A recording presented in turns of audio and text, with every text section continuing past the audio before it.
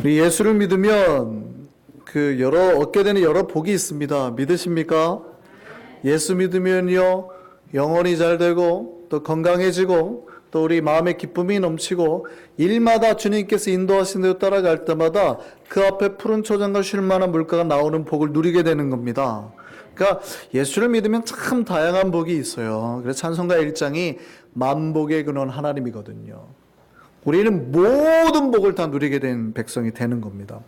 그런데 예수 믿는 그 사람들이 누리는 복이 참 많지만 그 복을 단 하나로 이렇게 응축해서 말하면 딱 한 단어로만 표현한다 그러면요, 구원입니다. 예수 믿으면 뭘 얻어요? 구원을 얻어요. 10원에서 1원 뺀 그거 말하는 게 아니고, 구원이라는 단어는 redemption이잖아요. 그러니까 어떤 갇혀있는 거, 억압, 정확한 단어는 모든 악과 고난, 억압, 고통으로부터 건져내는 거, 벗어나는 거예요. 무슨 얘기냐면 예수를 믿는 순간 우리는 모든 억압과 고통, 죄의 감금에서 풀려나는 건데, 그 얘기는요, 예수 믿지 않는 모든 사람들은 죄나 억압, 그 모든 나를 누르고 있는 감옥에 갇혀 사는 존재다, 이런 말이에요. 원래 인간은 그래서 원죄에 의해 아담이 죄를 범한 이후에 모든 인간의 후손인 원죄든 자범죄든 상관없이 그 죄라는 것, 억압과 고통, 슬픔, 염려, 근심의 감옥으로부터 갇혀 사는 존재인데, 예수를 믿는 순간 어떻게 됐다는 거예요? 구원받았다는 거예요. 거기서부터 이렇게 벗어나게 됐다. 그 감옥에서 탈출하게 됐다, 이거예요. 그래서 예수 믿는 순간 성경이 말하면 모든 사람이 자유하게 됐다. 그 사냥꾼의 올무에서 풀려난 새같이. 노래 그거 아세요? 우리 영혼이 벗어났도다. 사냥꾼의 올무에서 새같이, 그러잖아요. 구원이라는 단어는 우리를 죽일 올무로부터, 족쇄로부터 벗어나서 자유하게 된 상태를 말하는 거예요. 그래서 갈라디아서 5장 1절 말씀 한번 볼까요? 성경에서 자유를 얼마나 많이 말하고 있는지 한번 보겠습니다. 같이 읽습니다. 그리스도께서 우리를 자유롭게 하려고 자유를 주셨으니 그러므로 굳건하게 서서 다시는 종의 멍에를 매지 마라. 종은 뭡니까? 슬레이브가 뭐예요? 억압의 상징이죠. 노예는 억압의 상징입니다. 그 발에 족쇄가 채워져서 자유가 없어요. 그러니까 다시는 종이 되지 말라는 거예요. 예수 믿는 자는 뭐가 됐으니까? 자유가 됐으니까. 예수께서 십자가에 달리신 이유가 뭡니까? 모든 억압과 죄 속에 죄의 족쇄에 걸려 있는 인간을 그 감옥으로부터 벗어나게 하려고 하는 거예요. 예수를 알지 못하는 인간이 모두 감옥에 갇힌 존재입니다. 보이지 않는 감옥을 말하는 거예요. 심리학자 케이치프 노이드라는 분이 이런 말을 했습니다. 인간은 보이지 않는 6가지 감옥에 갇혀 사는 존재다, 이랬습니다. 눈에는 보이지 않지만 감옥 6개가 있대요. 다 갇혀 사는 건 아닌데 사람들이 6개 중에 1개에는 적어도 갇혀서 산다, 이렇게 말을 했어요. 뭔지 제가 쭉 한번 설명을 드릴 테니까 들어보시고 혹시 나는 어디 감옥에 아직도 갇혀 있나 한번 잘 봤으면 좋겠습니다. 첫 번째 감옥은요, 자기도취의 감옥입니다. 무슨 얘기냐면 왕자병 공주병 걸린 거죠. 내가 제일 예쁘고 내가 제일 잘났어, 이거예요. 한국 가수 중에 그런 노래 있어요. 21이라는 가수가 부르는 거 있어요. 내가 제일 잘 나가, 이런 노래 있어요. 딱 그거예요, 딱 그거. 이 세상에서 다른 사람보다 내가 제일 잘났다라는 교만함을 가지고 살아가는 사람들이 있어요. 두 번째는요, 비판의 감옥입니다. 항상 다른 사람의 단점을 봐요. 똑같은 장점과 단점이 있는데 장점 얘기는 잘 안 하고 단점만 본대요. 항상 단점만 보고 비판하니까 이 사람들의 특징이 있어요. 이 사람 옆에는 사람이 붙지를 못해요. 친구가 없어요. 외롭습니다. 세 번째 감옥은요, 절망의 감옥입니다. 이게 생각보다 사람들이 안 빠져 있을 것 같은데 많은 사람들이 빠져 있대요.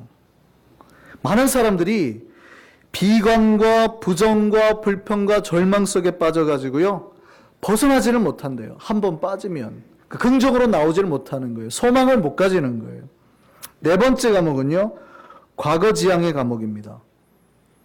제가 예전에 부목사 시절에 이렇게 교회를 새로 부임해서 가면은요, 거의 100% 듣는 말이 있어요. 권사님들이. 목사님, 우리가 옛날에 얼마나 전도 열심히 했는지 몰라요. 우리 옛날에 얼마나 기도 열심히 했는지 몰라요. 보면은 지금도 열심히 하시거든요. 지금도 잘해요. 현재가 잘한다는 안 보고 옛날에 잘했던 거. 사실은 사람이라는 거는 변하고 있는 과정이니까 옛날에 없는 것들이 새로 생기고 또 옛날에 하던 것들이 좀 부족할 수도 있거든요. 그럼 현재 잘하는 걸 보고 우리는 그래도 이거 잘해요 뭐 이래야 되는데 그거는 안 보이는 거예요. 옛날에 좀 잘했던 것만 보이고 현재 잘하는 거는 별로 말하지 않아요. 이런 분들은 미래가 지나잖아요. 1년, 2년이 지나면 그때도 똑같은 말을 합니다. 우리가 지금 살고 있는 현재를 보고 그때가 좋았는데 이런다. 그때가. 사실은 그때는 더 좋을 거예요. 믿습니까? 다섯 번째요. 선망의 과목입니다. 우리 한국 속담에 남의 떡이 커 보인다라는 말이 있죠. 딱 그 속담이에요. 하나님께서 복을 주셨는데 나에게 주신 복은 잘 안 보여요.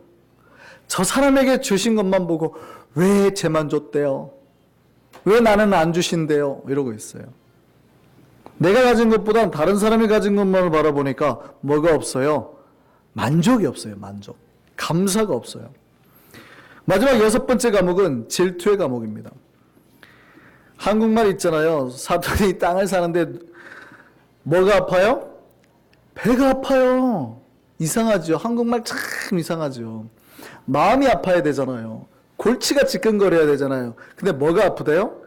배가 아프대요. 이 뱃속 깊은 곳에 심보라는 게 심장 옆에 있어가지고 나랑 똑같이 같이 일을 한 사람이 그중에 한 명이 나가서 가게를 하나 열었어요. 그러면 같이 예수 믿는 사람이 어떻게 해야 돼요? 축복해줘야 되잖아요. 근데 뭐라 그래요? 저기 턱 안 좋은데 저 샀다고. 저 2년 안에 안 망하나 보자. 망한다. 좀 불안해도 잘 될 거야. 걱정하지 마. 혹시 힘든 일 있으면 내가 도와줄게 이래야 되는데 저 안 망하나 보자.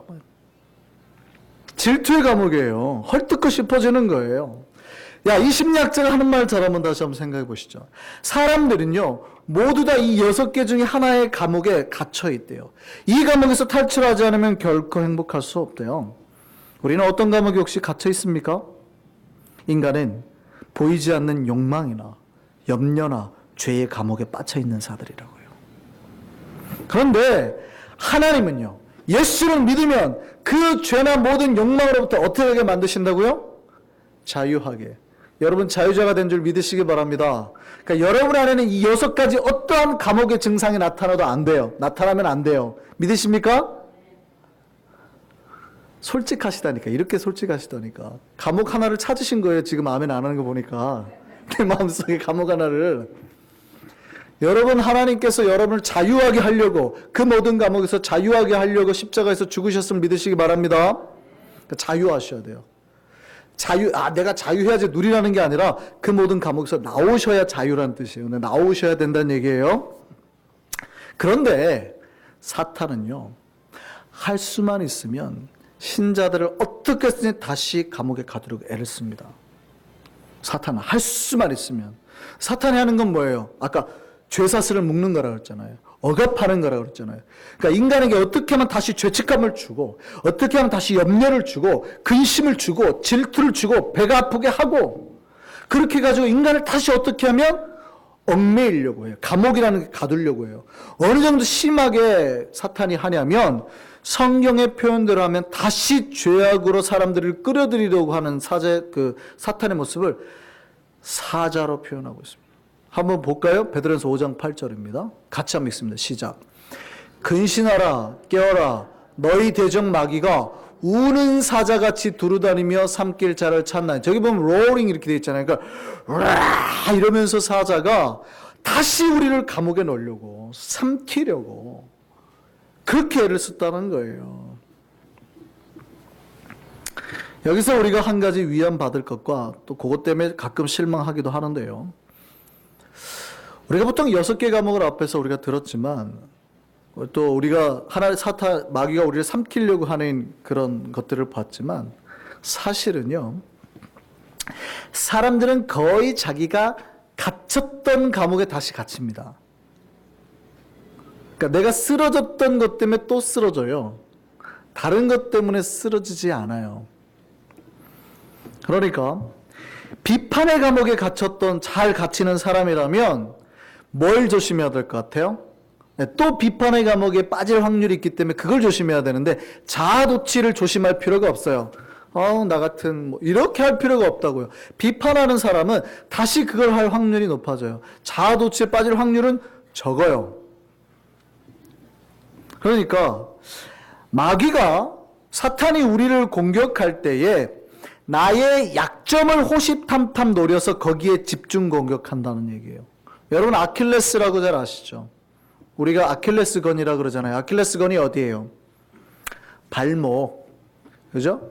그리스 신화에 보면 아킬레스가 원래 사람 이름이잖아요. 근데 이제 신에게 기도해서 강한 아들을 태어나게 하니까 그 어떤 특정한 우물 같은데 물 속에 넣었다 빼면 강해질 거라 그래요. 그래서 엄마가 이 아이를 강하게 만들려고 거기다 넣었다 빼요. 그러니까 온몸이 철갑이 되잖아요. 활이나 창을 맞아도 뚫지를 못해요. 단 한 군데 약점이 어디예요? 엄마가 물속에 넣을 때 발목을 잡고 넣었다 빼다 보니까 발목이 약점이었던 거예요.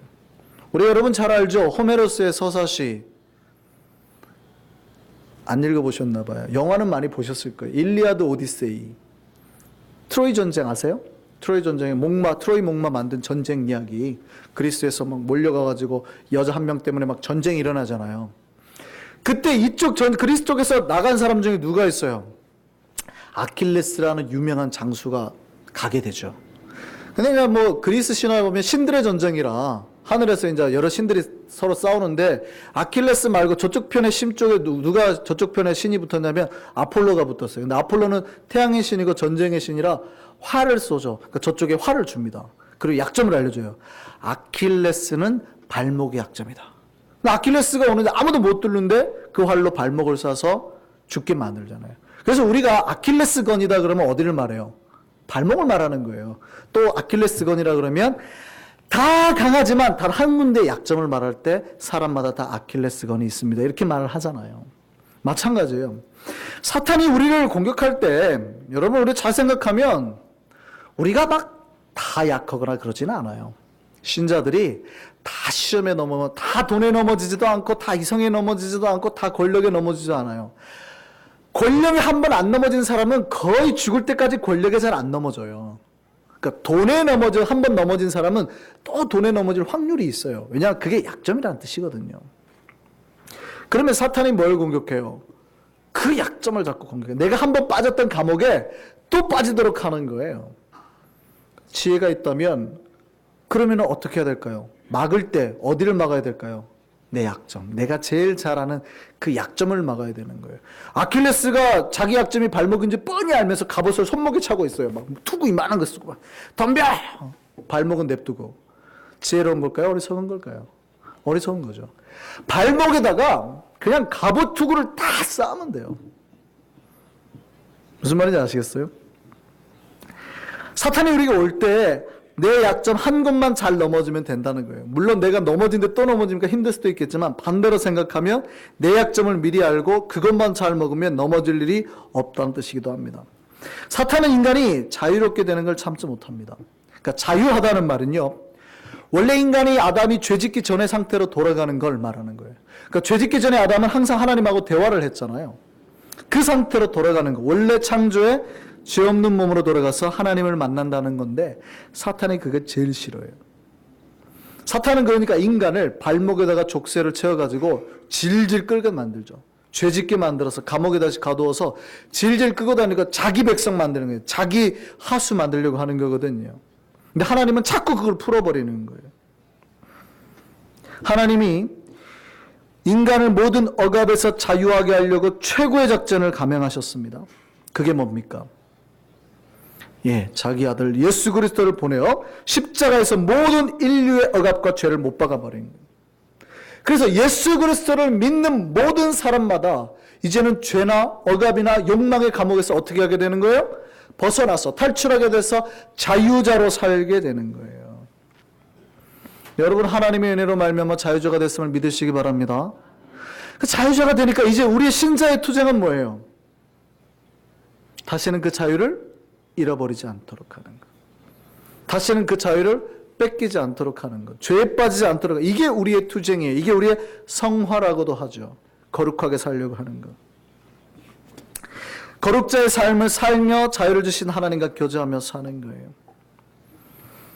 근데 사탄은 자꾸 인간을 옥에 가두려고 하죠. 왜 자꾸 사탄이 옥에 가두려고 할까요? 오늘 본문을 보면 십자가의 사건을 회복된 사람들이 나옵니다. 예수의 제자들이죠. 그들이 사도로 부름받아 나가서 예수를 전하기 시작합니다. 오늘 본문 절의 말씀 보면 말씀을 전해서 수천 명이 회심을 하고요. 복음을 전하는데 기적이 일어나요. 그거 아세요? 베드로가 걸어가는데 베드로 그림자가 쫙 비춰지면 치유가 일어나요. 그림자를 막 쐬려고 막 이러는. 그러니까 하나님의 복음과 설교와 능력이 나타나니까 대제사장과 서기관들이 어떻게 해요? 예수를 전하지 못하게 그들을 잡아다가 감옥에 가두었습니다. 감옥에 가둔 이유가 뭐예요? 자유하게 된 자를 다시 감옥에 가둔 이유가 뭐예요? 예수를 전하지 못하게. 사탄이 가장 싫어하는 거는요, 예수 그리스도께서 인간을 자유하게 하셨다는 그 복음의 말씀이에요. 그럼 반대로 생각해 보세요. 하나님이 하시는 건 뭐예요? 그들을 탈출시켜서 계속해서 자유를 선포하게 하는 거예요. 그래서 오늘 본문 사도행전 5장 19절에서 20절 한번 보세요. 하나님 무슨 일을 하셨는지. 그들이 대제사장과 서기관들이 사도들을 잡아다 감옥에 가두니까 하나님 뭐 해버리세요? 특별한 기적을 일으키세요. 같이 읽습니다. 주의 사자가 밤에 옥문을 열고 끌어내어 이르되 가서 성전에 가서 이 생명의 말씀을 다 백성에게 말하라 하매. 아멘. 하나님께서 사도들을 감옥에서 풀어주신 이유가 뭐예요? 그 자유의 복음, 생명의 복음을 온 백성에게 전하게 하기 위해서. 듣는 사람마다 모두 죄의 감옥에서, 억압의 감옥에서 빠져나오기 위해서 하나님의 자유자로 살게 하기 위해서. 사탄이 이게 싫은 거죠. 하나님 복음이 전파되고 사랑의 하나님이 계속된 사람들 마음에 뿌려지는 게 싫은 거예요. 하나님이 우리를 왜 자유하게 하셨어요? 왜 죄로부터, 여러분 억압으로부터 왜 자유하게 하셨어요? 이제 자유자니까, 이제 자유자니까 내가 마음대로 죄짓고 살라고? 아니에요. 왜 자유로 부르셨다고요? 나로 말미암아 그 자유의 하나님의 복음이, 십자가의 복음이 전파되게 하시려고. 그럼 우리는 뭐 하는 사람이에요? 자유하게 돼서 복음 사역, 전도 사역하는 사람이에요. 예수 믿는 사람은 그래서 다 전도자고 다 선교사예요. 만나는 사람에게 뭐라고 해야 됩니까? 나처럼 자유하게 사세요. 그러면 나처럼 자유하게 사세요. 그러니까 여러분 자유하게 사는 증거가 있어야 돼요. 자유하게 사는 증거가 어디서 나와야 됩니까? 여러분 얼굴에서. 여러분 나처럼 자유하세요. 예수 믿으세요라는 말을 바꿔 말하면 똑같은 말이라고요. 예수 믿으세요라는 말은 나처럼 자유하게 사세요. 그럼 그 말을 듣고 그 사람들이 뭐라고 반응해요? 야 부럽다. 나도 너처럼 자유로웠으면 좋겠다. 그러나요? 아니면 너나 잘 믿어라. 네가 믿는 예수 나 절대 안 믿을란다 이래요. 왜요? 어떤 말을 들어요 여러분이? 왜 너나 잘 믿으세요 그래요? 그가 예수 믿는 자의 자유로운 삶을 안 산다고요. 말은 예수 믿는다고 했는데 똑같이 질투의 감옥, 똑같이 시기의 감옥, 똑같이 과거지향적이고 똑같이 자기 혼자 잘난 척하고 교만 이렇게 사는 거예요. 안 다르다는 거예요 하나도. 그러니까 너나 잘 믿어라 이러는 거죠. 너도 자유하지 못하는데 무슨 자유를 얘기해 이렇게 돼버리는 거예요.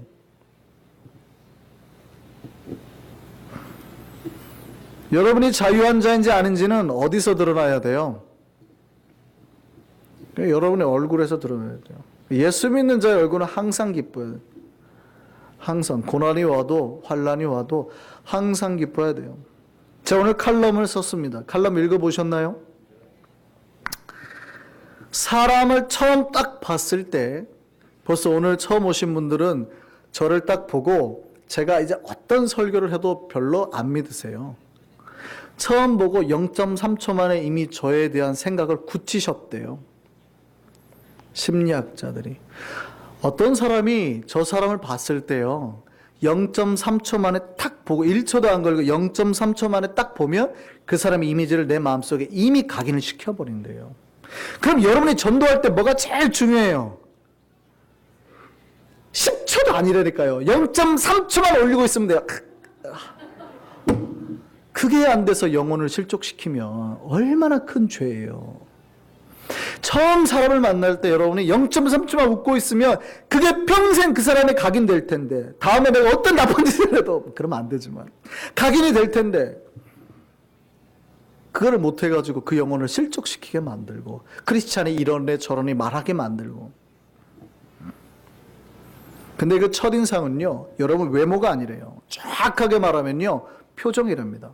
그러니까 잘생기고 옷 잘 입었다고 그 사람의 인상이 좋게 남는 게 아니라, 처음에 0.3초 만에 사람들이 보는 게 그 사람의 표정을 본대요. 어떤 표정을 짓고 있느냐. 그러니까 이러고 있으면 저 사람은 원래 화를 잘 내는 사람인가 보다. 이렇게 인상 쓰는 사람인가 보다. 막 이러면 저 사람 원래 우울한 사람인가 보다. 표정을 보고 그 사람에 대한 인상을 내 마음속에 남겨버린대요. 그러니까 여러분이 처음 누군가를 만났을 때 웃고, 그죠? 당당하고 예수 믿는 기쁨과 즐거움이 넘치면 그 모든 복합적인 그 표정을 내 가슴속에 새겨버린다는 거예요. 더 재밌는 거는 그 사람이 한번 새겨진 그거를 갖다 바꾸려고 하면은요, 처음 받았을 때의 그 각인된 거에 200배가 넘는 충격이 딱 와야 바뀐대요. 그러니까 처음에 이렇게 딱 껄렁하게 보는 거예요. 저 목사 껄렁하고만. 안 바뀌는 거예요.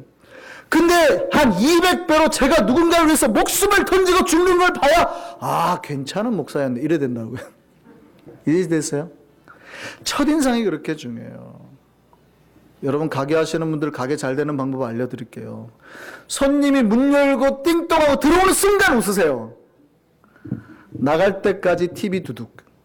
근데 잘해주면 되지, 내가 처음 인상 쓰도 잘해주면 되지 하고 처음에 인상 쓰고 어떻게 했어요? 이리 오세요, 잘해줄게요. 별로 소용없다고요. 무슨 말인지 아시겠어요? 우리는 예수의 복음을 전해야 되는 사명을 받고 자유하게 된 자들이에요. 그렇게 보냄을 받은 자들이에요. 그걸 위해 노력해야 돼요. 우리가 복음 전하기 위해서 우리 얼굴, 좀 나쁜 말로 말할게요, 이쪽이라 그러잖아요. 얼굴 쪽. 이쪽 팔려도 돼요. 그죠? 여러분 자존심 상할지 모르지만 하나님의 사랑과 복음이 전해진다면 예수 믿는 사람 그런 걸로 좀 만족하면 안 돼요? 얼마 전에 제 거 SNS로 동영상이 하나가 왔어요. 방송국에서 일하시는 전도사님으로부터 영상이 왔습니다. 가끔 이제 제가 이제 설교 방송에 우리가 상영이 되니까 가끔 연락이 오는데, 동영상을 하나 보라고 온 거예요. 최근 한국에서 아주 큰 이슈가 되고 있는 남자가 있답니다. 어쩌면 여기 계신 분들 많은 사람이 보셨을 텐데, 이 사람 직업이 목사래요. 트로트 가요 오디션 대회에 나와가지고요, 이 사람을 두고 말이 많습니다. 비판의 말을 하는 사람도 있고 칭찬과 격려하는 사람도 있습니다. 이 영상을 보고 호불호가 갈립니다. 사실은 저분은 이제 감리교 출신, 감리교 학부 나오고 감리교 신대원으로 나와서 목사가 되신 분인데요, 호불호가 갈립니다. 어떤 사람을 그 오디션장에 나와서 하나님을 찬양해야 될 노래를 불렀다, 경박하다, 하나님을 모독되게 했다, 이런 분도 있고요. 어떤 사람은 그렇지 않다, 하나님의 복음을 세상에 잘 전했다. 혹시 들어보셨어요? 저 가사 한번 잘 들어보셨어요? 참말이에요 그러죠. 뭐가 참말이래요? 하나님이 인간이 되어 이 땅에 오셨다고. 그랬더니 아까 그 누구죠? 가수 한 명이 가서 물어보잖아요. 왜 도대체 트로트를 불러야 되는데 찬양을 부르고 있는데 왜 눌러줬냐라고 따지니까 뭐라고 그래요? 우리를 위해 대속해서 대신 죽으셨대잖아 그러잖아요. 그죠? 여러분 그거 아세요? 여러분이 잘 부르는 찬송가가 옳은 길 따르라 의의 길, 내주는 강한 성녀가 원래 독일 술집에서 불렀던 노래라는 거 아세요? 여러분 종교개혁의 노래들이 독일 술집에서 불렸던 노래들이에요. 거기에 하나님의 가사를 담아서 부르는 노래, 나가서 종교개혁을 했어요. 그렇게 가봉짝이 중요하지 않아요. 저분이 여러분 뭐 호불호 갈릴 수 있습니다. 여기서도 뭐 싫어하시는 분이 있을 수 있겠지만 그 우스꽝스러운 옷을 입고 나와가지고 사람들이 이목을 집중시키고 한다는 말이 뭐예요? 예수가 당신을 위해 죽었다는 가장 정확한 복음의 메시지 아닙니까?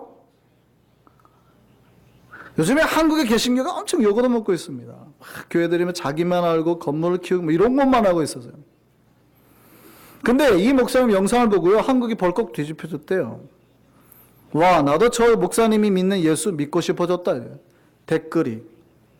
안 믿는 사람들이요. 그 밑에는 스스로 불교 신자라고 밝힌 사람도 나도 예수를 믿고 싶어졌다. 이랬다.